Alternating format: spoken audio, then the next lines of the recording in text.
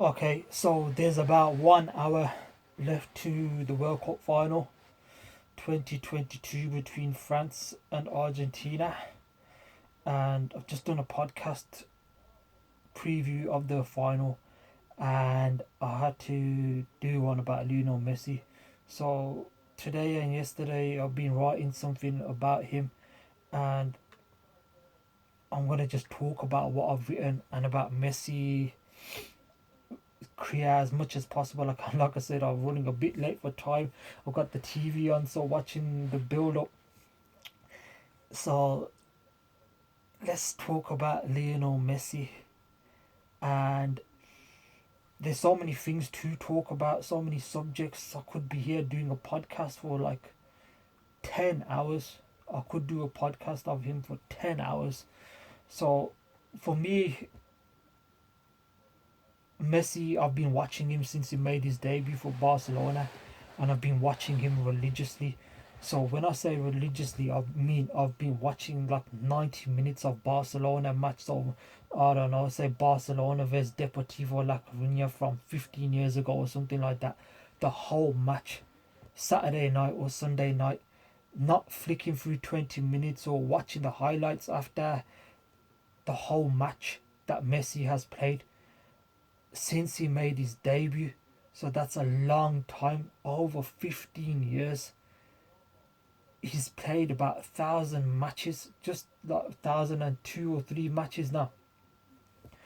I would say that I out of those 1,005 matches or something like that, I've watched at least 800 of those matches live. At least 800. And if I didn't watch them live, I had it recorded and watched it. So when I say live, I mean if it's on like today, Saturday, Sunday, and it was kickoff at 8 p.m., I'd watch it at 8 p.m. That's what I mean when I say I watched that many matches for that many years. So, of Lionel Messi. And why did I watch that many matches? Because he's an absolute genius and I love the guy. To see him play football, it's absolutely beautiful. For me, the things that he used to do, the amount of times he made me jump out my seat, I couldn't believe what I was watching. Before him, my idol was R9. I used to watch R9 and he used to give me that same feeling of like he's an alien. But obviously, Messi had a longer career than R9. R9, his injuries so bad. But Messi, 15, 17 years of watching him week in, week out, that amount of genius, that level, I always say, and this is, like I said, this podcast is going to be all over the place, but always when people used to talk to me about Messi, he's not playing good or he's overrated or this player is better than him or Messi's not a goat, this, that, and the other. And I used to have debates or arguments or whatever with people a long, long time ago when Messi was young. I was younger as well. And I used to say, no, he's this, like, he's that good and he does this. And then I realized to myself, I'm talking to people who don't watch the matches.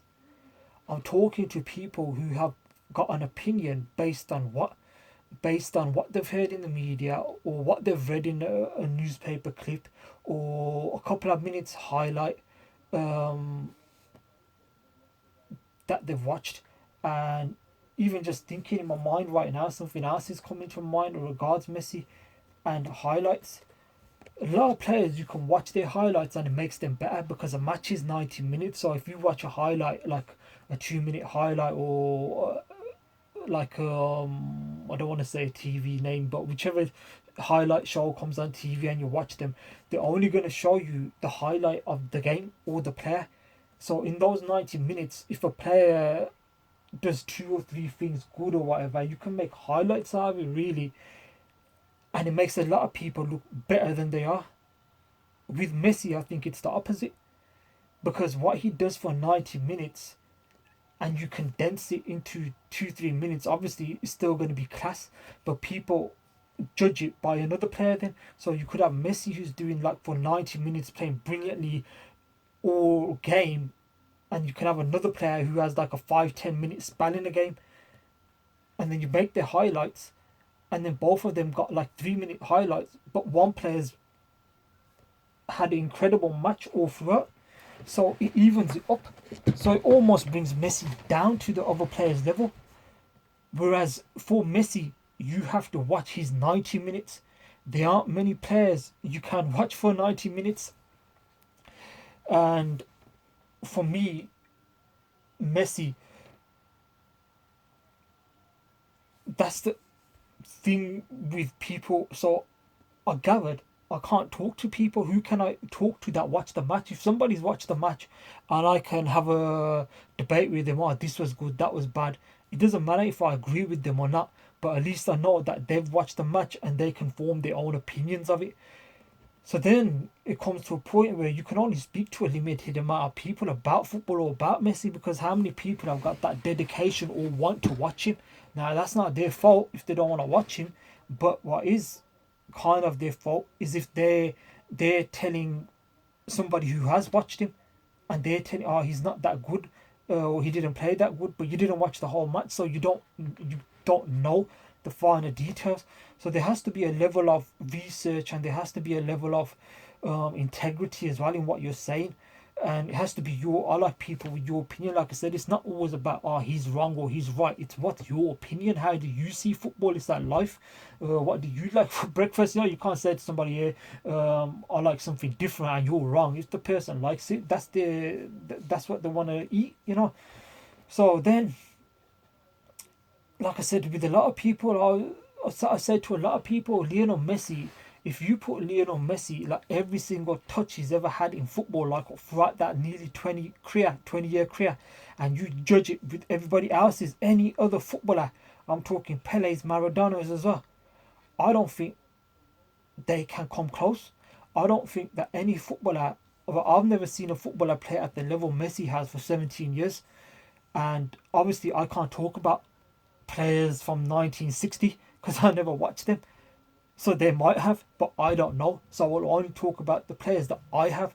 And I don't believe that anybody has. And I don't believe that anybody ever will. I don't think it's possible. I was reading something about some XG or something. I'm not a big fan of it, to be honest, but there was a couple of stats going around that in 2012 or 13 Messi's exceeded his numbers or percentage by a certain amount, and it was like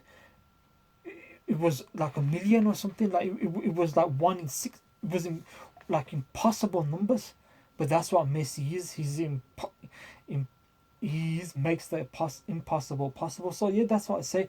When you talk to people, even and they're like, yeah, Maradona was better than him or Pele, and somebody's born in say the year 2000 and maybe they're 20 years old, and they're talking to you about players that were playing in the 1960s, and I'm like, how do you know? What are you judging it by? How, like I said before, if we go on YouTube now and type in Maradona or Pele, we're only going to see the good bits.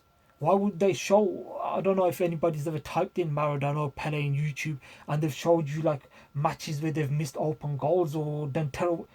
They're highlights for a reason because they're going to show the best bits.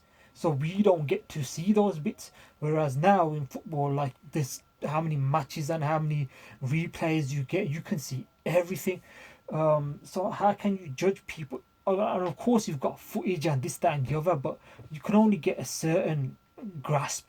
You know, like I always say, I don't know, say years 1982 and Maradona's playing for a team and they're playing against the opposition and the opposition are resting players because next week they're in the relegation zone and they've got their relegation rivals. So I know I'm going into a bit like quite like deep into it, but how do you know? You don't know. Like today's match, the World Cup final, Di Maria's playing. We know straight away Di Maria's had injury problems this tournament. So when if he has a bad match tomorrow, we can say yeah, he wasn't fit. So we've got something to judge it by. We can base our opinions on something. Whereas I don't know, say you watch a random match of Pele's from I don't know 1970 or something, and he played poorly. Say he did play poorly. How much context have we got behind that match in terms of he was coming back from a long layoff, or he was coming back from an injury and then he was looking towards the World Cup, so he wasn't playing to his to his maximum and stuff like that. and the opposition. Which players coming back from injury, which player was going through a bad patch, which player, say Harry Maguire.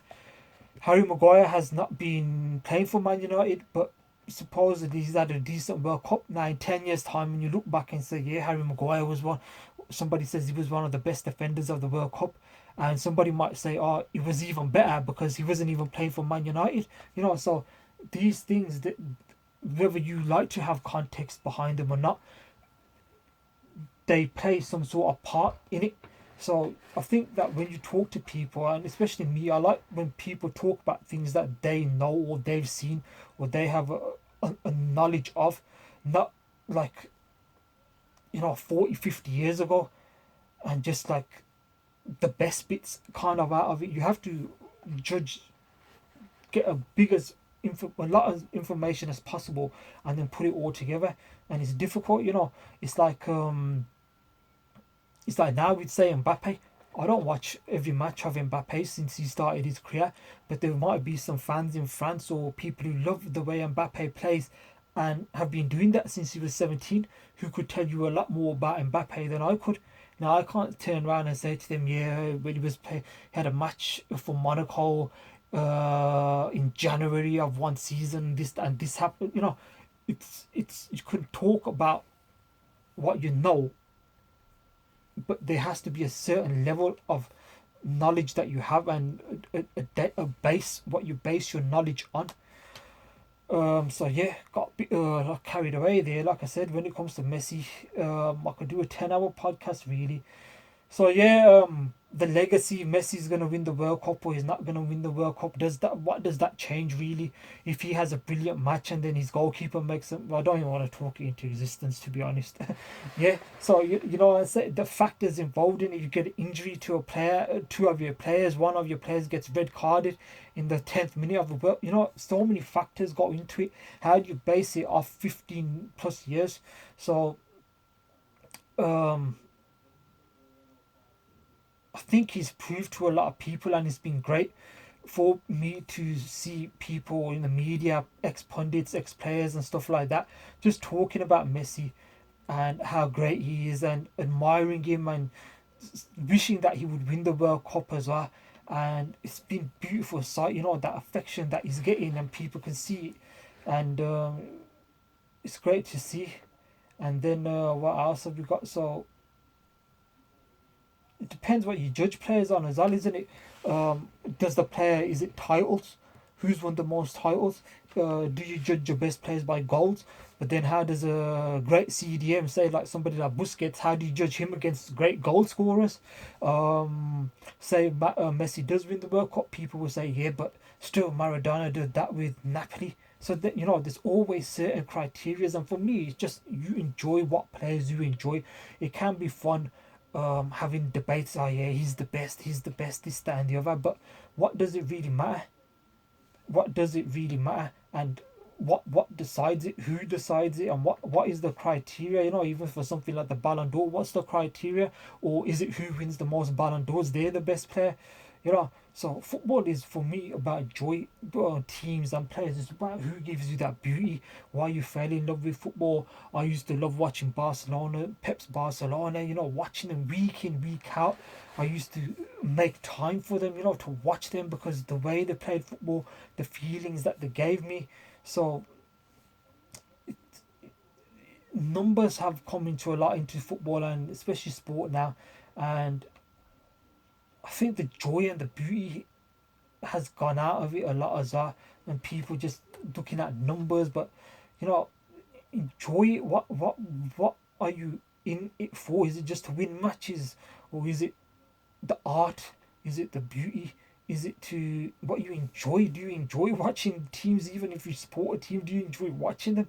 What do you like about this player, Neymar? Or some people say Neymar showboats too much, or he spends too much time diving. But what about his football? Does he play good football? What's his technique, skill? What creativity? Do you enjoy that or not, or do you just hate watching him play? These kinds of things really. And like I said, you could admire, it doesn't have to be attacking players, you could be admire goalkeepers, stuff like that. Busquets is one of my favorite players ever. Busquets, he doesn't score a lot of goals or he's fashionable, but he's an incredible player, and he has been for a long time. So just the way your perception of things is, um, like I said, anybody who's been watching Messi and Argentina, and it's even that a lot of people used to say Messi doesn't do it for Argentina, this, that, and the other. But then you ask them, did you watch the match?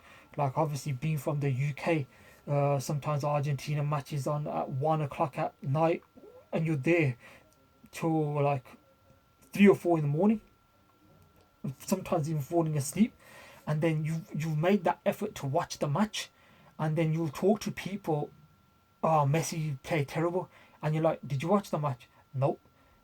And then you're like, so how can you judge? Because you didn't see his name on the score sheet, you were saying he's played terrible.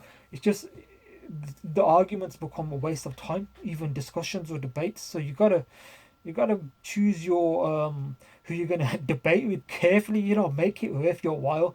Make it somebody you're gonna learn something of. Don't just be a case of, yeah, I have to be right or wrong. Make it a case of, yeah, I'm gonna have this discussion with somebody, and then when I leave that discussion, I'm gonna go thinking, you know what, I've learned something, or they've put a different perspective to me, or it's something I didn't think of before. Not whether, oh yeah, I didn't convince the guy that to think like me, so he's wrong and I'm right. You know, it has to be a bigger picture. But yeah, like I was saying, people who didn't watch Argentina and they were like, he's playing terrible. He wasn't terrible for Argentina. If you saw the teams that he was in, and that's another case of the sense that in 2014, I don't think people expected Argentina to get to the final, and then obviously in the years they lost the Copa America finals, and then no Argentina or Messi fan I thought would expect like to be here where we are now, 40 minutes from kickoff in a World Cup final with Messi, another chance to win the World Cup. So for me, especially, it's like not comforting, but I'm kind of at peace and ease with it. I know this is Messi's last chance. He said it's his last World Cup match. If he doesn't win it, is that going to change the way I think about him? No. If he wins it, will that change a lot of things? It will change so many things. I can't even imagine. It will be like before Messi wins the World Cup and after, like before Christ and stuff like that. So it will be,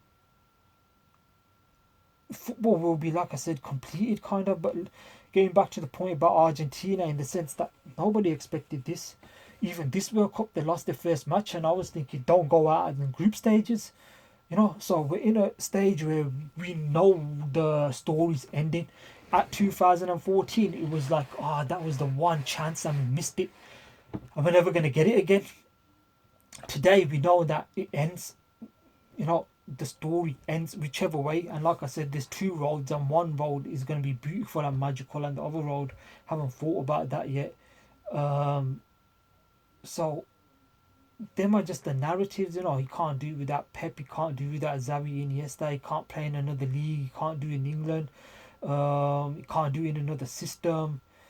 So many things that you see and hear over the years. But for me, it's just a case of, we know what's going to happen. There's only two options, and whatever happens, and after that, like I said, there ain't nothing Messi can do really. The only thing left is if he wins the Champions League with PSG. Other than that, his career's like at the end now. So there ain't nothing he's gonna do more that's gonna make you think more of him. It's just today. But it makes you appreciate things as well. And if you watch those matches, like I said, Argentina for all those years and all those teams and all those players, you deserve it to be here, whatever happens. And so we're in the, like I said, we're at the end. And I think I said a long time ago that for me, I even don't care if Messi ever wins anything again. And this was years ago, I think, when he had his even hamstring issues or whatever. As long as Messi is playing football and we get to watch him week in, week out, he could win nothing. but it's just the pure joy of watching him play, and that's what it comes down to. It's not the stats, not the numbers, even though those are incredible. But like I say, it's when you watch him play, the first touch, his first touch is incredible. Even though in this tournament with his back to goal when he's receiving, it's beauty. Where are you gonna see that again? When are you ever gonna see a player perform like he has done for that long? Endrick has just gone to Real Madrid. He's 16, I think. He's gonna go to Real Madrid when he's 18. He's a wonder kid. Is he gonna have 20 years like Messi? I don't think it's gonna be possible for a number of reasons that we'll cover in another podcast. But football is always changing, and it's changing as we speak. And the next 4 years till the next World Cup, how is it gonna look? So like I said, I just prayed that I would see Messi fit as possible, playing for as long as possible. The joy he brings, the beauty, genius, the happiness. Those are the things that matter to me, and I've been blessed. To see them for so long. And what can we ask? All we can just say is today, one last time, Messi, just the magic, and just get that World Cup, and then you can go out, and then the narratives we'll see. But one last time, leave everything on that pitch. It's your last big match. There's nothing going to be after this. So I know people say he walks around this, that, and the other. So I'm not talking about running around like just like brainlessly. He's smart. He knows when to do it. But everything, every run, it has to be everything on this match. And like I said, there's only about 35 minutes left of the match now, so I do like to watch the build up as well. So I'm gonna come to the end of the podcast now and just say, no matter what happens today, people were saying Messi deserves to win the World Cup, or football owes Messi. And I don't really like to see that, because you have to earn things. But if there ever was a player who did deserve it for everything that is given to football, then it's Messi. It's Messi. And I just pray from the bottom of my heart that the footballing gods are looking down on him favourably today. Just this one match. And so, like I said, in ending, whatever happens today happens. And we've been blessed to witness Messi's career. And he's always going to be in our hearts no matter what happens, for the player that he is on the pitch and the way that he is off the pitch as well. It's admirable. The way he conducts himself, it's no problems, hassle. He just wants to play football, and like I said, we'll do depending how this goes, but I'm sure in the future there'll be some more podcasts about Messi. And like I said, it could go on for hours and hours and hours, because that's just how many memories he's left us with, beautiful memories. Just one more beautiful memory we need to see, one more picture today, and it'll be like being born again, kind of. So thank you, Messi, for everything.